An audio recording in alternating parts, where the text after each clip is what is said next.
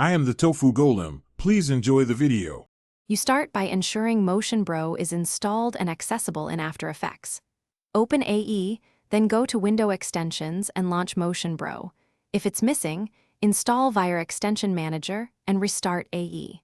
Once open, authorize any packs and load a starter template so you have assets ready. Make sure your project is set to the correct resolution and frame rate. Incorrect settings cause motion presets to scale oddly. Now you're ready to import your footage and prep layers for the first transitions.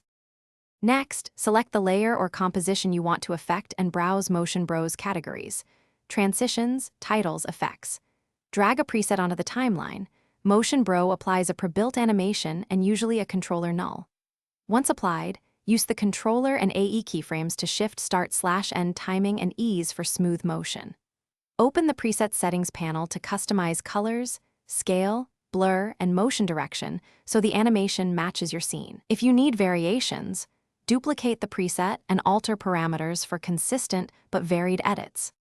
To finish, scrub and preview your composition at full resolution, paying attention to motion blur and easing to ensure natural movement. Make final color corrections and adjust any overlapping elements so transitions read clearly.